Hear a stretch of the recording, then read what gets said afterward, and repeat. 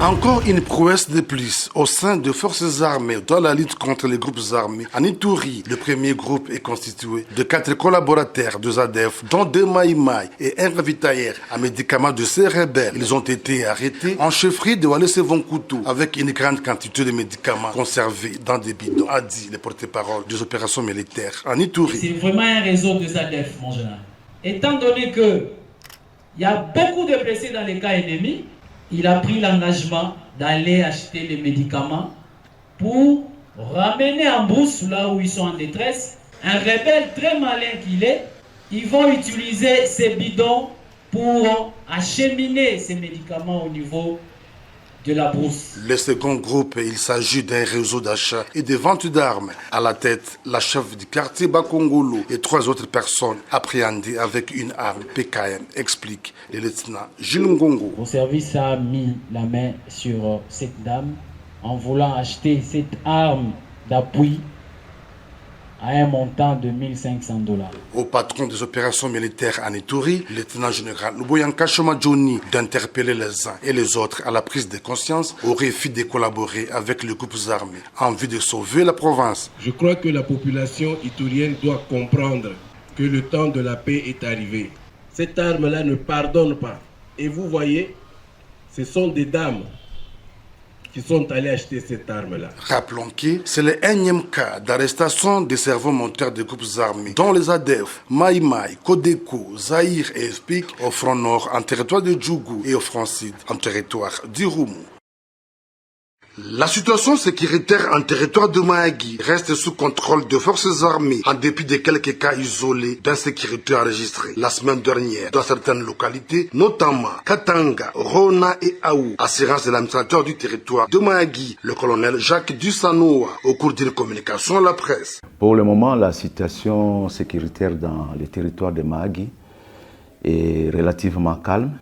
Et toutefois, nous avons enregistré des cas isolés d'insécurité que nous avons pu maîtriser, notamment à Aou, Rona, Katanga et Amé, où on a déployé un dispositif militaire pour sécuriser davantage ces entités.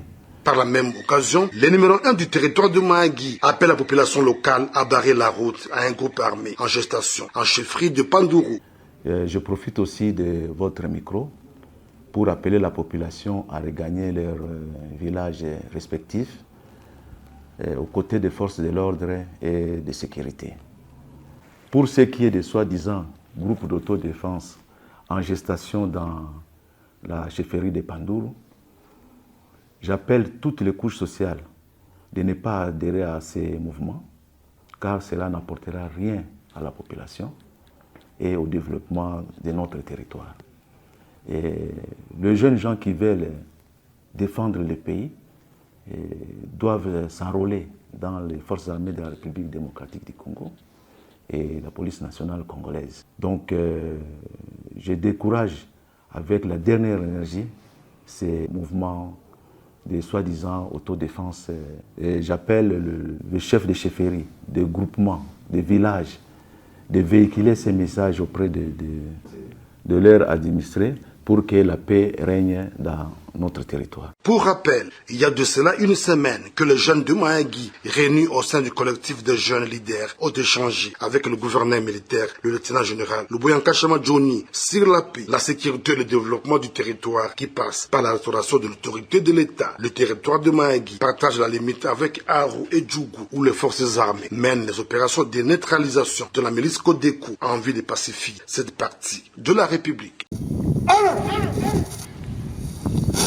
Devant ces hommes en uniforme réunis au stade Amani de Bunia, le commandant de la 32e région militaire a donné les go de défis à relever pour la meilleure sécurisation de personnes et leurs biens pendant cette nouvelle année et surtout en cette période de l'état de siège. D'entrée des jeux, le général de brigade Bitangalo a présenté les bilans de l'année 2021 tout à félicitant les services de défense et sécurité pour les sacrifices consentis des retours de la paix dans certains coins en dépit des quelques difficultés auxquelles ils font face pendant l'exercice de leur métier. Ensuite, les commandants de la 32e région militaire a, au nom du commandant suprême de FARDC et PNC, appelé ses compagnons d'armes à bannir les antivaleurs pour mériter davantage la confiance de la population.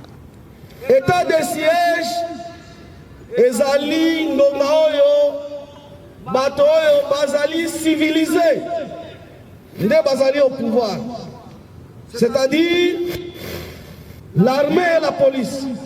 Tolingi comportement abisso ezala exemplaire. Tout ça, ils ont cadré la discipline. 2022 est un témoignage pour la population abisso. Voilà, moi exhortation, oyo nazalaki nango, na kombo ya bakonzi na biso. Pour rappel, c'est sur instruction du lieutenant-général Luboya Kashama Johnny, gouverneur et commandant des opérations militaires à Ituri, que les commandants des grandes unités de l'armée et de la police intensifient les rencontres avec la population dans l'objectif de renforcer les relations civilo-militaires, de respecter et faire respecter les règles d'engagement ainsi que de comportement. Une approche qu'abordent les gouverneurs militaires en vue de redynamiser la confiance entre l'armée et la population en vue d'une paix durable telle que voulue par le président de la République, Félix Antoine Tshisekedi Tshilombo. Bienvenue, vous nous suivez de partout, c'est votre émission Éco-Militaire, émission du service de communication et de formation des forces armées, ici à Ituri, coordonnée par le gouverneur militaire, le lieutenant-général Luboya Kashama Johnny. Nous sommes en 2022, une année de paix, de réconciliation. Mais dans cette tranche où est le mal, nous recevons pour ce premier numéro le coordonnateur national du programme de désarmement, démobilisation, relèvement communautaire et réinsertion. Excellence, Monsieur Ushindi Emmanuel Tambwe. Avec lui, nous allons savoir et nous allons aussi répondre à cette question. Où est le mal si le LDRC arrivait à sa mission, à accomplir sa mission de pacification, comme c'est le chevet du chef, du commandant suprême des forces armées, Excellence Félix Tshisekedi Tshilombo, pour donner la paix à l'est de la République. Où est le mal si le milicien déposait les armes pour faire la paix? Où est le mal si nous collaborons tous ensemble pour la pacification de la province de l'Ituri? Je m'en vais sur ce plateau recevoir pour vous le coordonnateur du programme de D2RCS.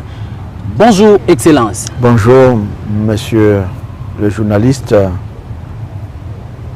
Gilles Ngongo, le plus célèbre journaliste maintenant de l'Ituri qui est suivi partout.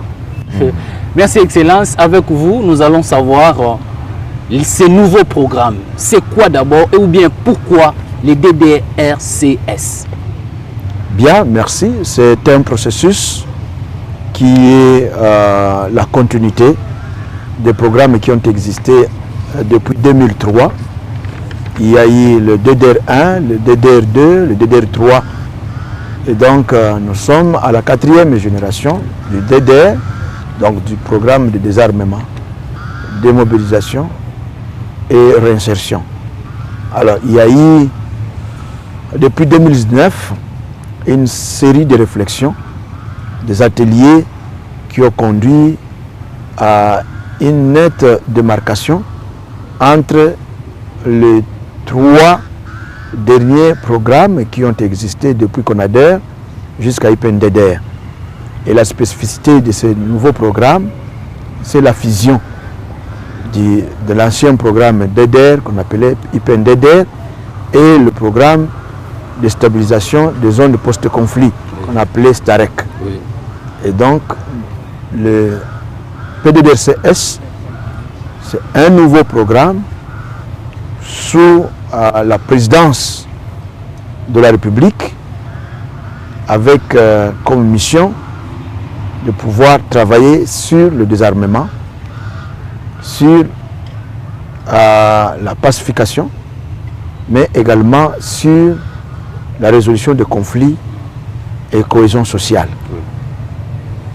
La pacification des conflits et cohésion sociale, Excellence, dans vos exposés, vous faites allusion que ces programmes, c'est avec les communautés par les communautés eux-mêmes, mais aussi quelles sont les opportunités dans ces programmes pour ces communautés donc, qui sont concernées. Merci beaucoup. Comme vous pouvez le constater, dans les temps, il y avait les 3 générations d'EDR. Mais ils ne prenaient pas en compte les communautés. Et lors des ateliers, on a compris que les conflits qui génèrent les groupes armés viennent essentiellement des communautés. Et donc, si nous travaillons seulement sur base de groupes armés, tout en oubliant les milliers dont sont sortis ces groupes armés, les milliers qui sont générateurs de conflits, et ces conflits sont dans des tribus, sont dans des communautés. Si on ne les traite pas, eh bien, nous allons continuer à avoir des groupes armés.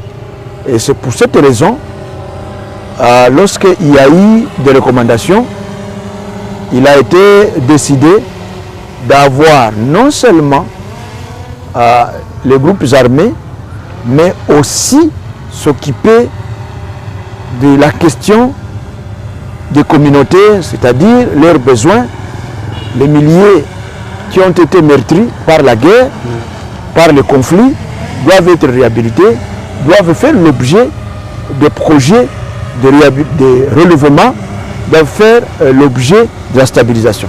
Voilà la spécificité du programme.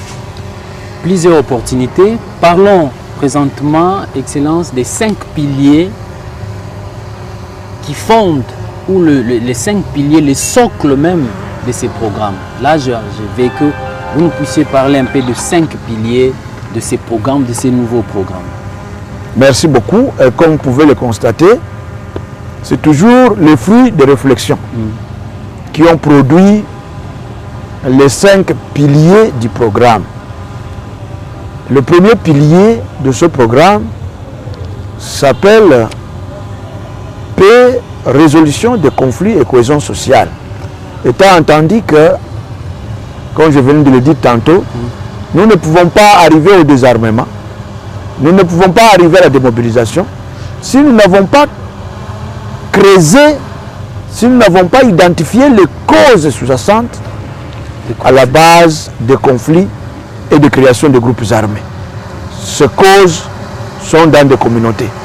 Que donc, si nous réglons le problème ici en Ituri, de cohésion sociale, de conflits éventuels, immédiatement, nous aurons en partie réglé la question aussi de groupes armés.